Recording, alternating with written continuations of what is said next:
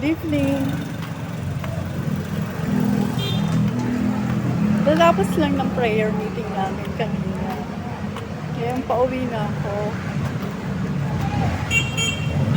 Like this is the place. Gabi na.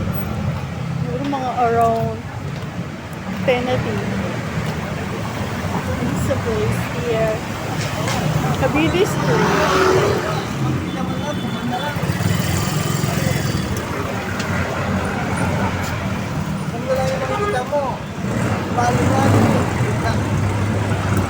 Uwi na ako sa bahay. Tapos na yung prayer meeting namin. Ganito yung oras na sinatapos yung prayer meeting. Dito sa